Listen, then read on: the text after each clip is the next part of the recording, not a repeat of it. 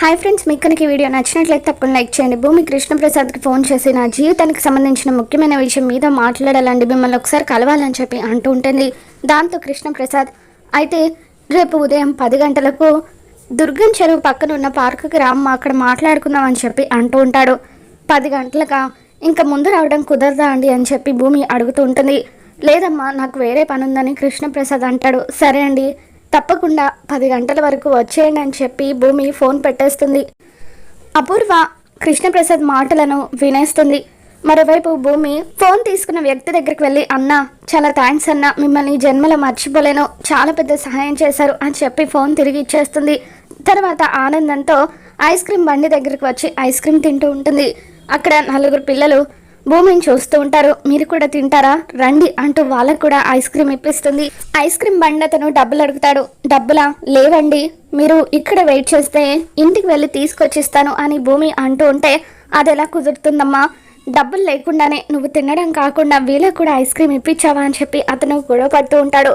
అప్పుడు అక్కడికి శరత్ చంద్ర వచ్చి, ఏంటయ్యా ఎందుకు అనవసరంగా గొడవ పడుతున్నావు, ఎంత అయిందో చెప్పు, నేను ఆ డబ్బులు ఇస్తాను అని చెప్పి ఐస్ క్రీమ్ బండి అతనికి డబ్బులు ఇచ్చేస్తాడు.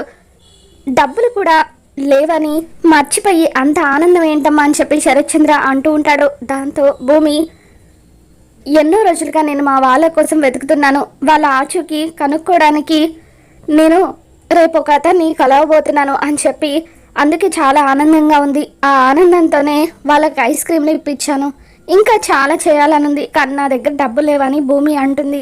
నీకు ఏం చేయాలని ఉంటే అది చెయ్యమ్మా, నీ తండ్రి లాంటి వాడిని, నా బిడ్డ మొహంలో సంతోషం చూడడానికి ఎంత ఖర్చైనా పర్వాలేదు అని చెప్పి శరత్ చంద్ర అంటూ ఉంటే, రోడ్డు పక్కన నిద్రపోతున్న వాళ్ళ వైపు భూమి జాలిగా చూస్తూ ఉంటుంది.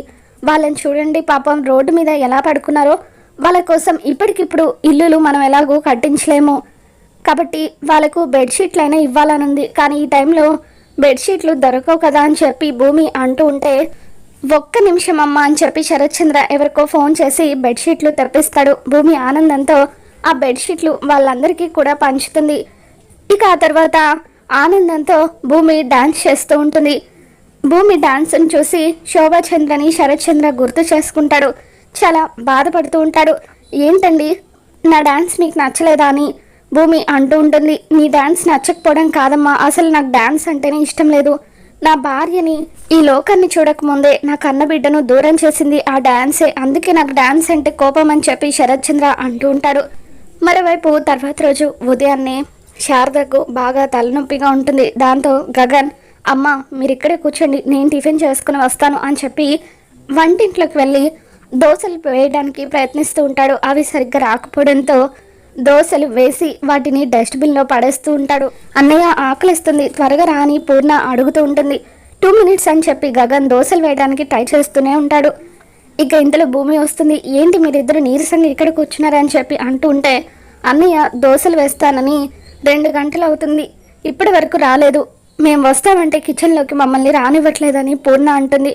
కాసేపు అయితే నీరసంతో పడిపోయేలాగా ఉన్నానమ్మా అని చెప్పి శారద అంటూ ఉంటే, ఇప్పుడే నేను వెళ్ళి చూసొస్తాను అని చెప్పి పప్పు నానబెట్టి పిండి రుబ్బి దోశలు వేసిన ఇంత టైం పట్టదు కదా ఆంటీ అని చెప్పి కిచెన్లోకి వస్తుంది.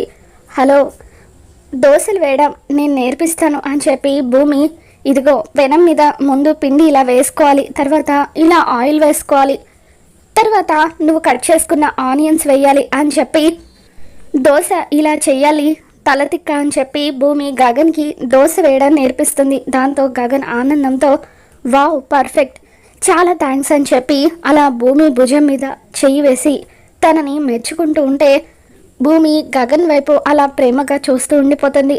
మరి భూమి గగన్ల మధ్య ప్రేమ మొదలవబోతుందా, ఏం జరగబోతుందో మళ్ళీ మన ఛానల్లో తెలుసుకుందాం. ఈ వీడియో నచ్చినట్లయితే తప్పకుండా లైక్ చేయండి.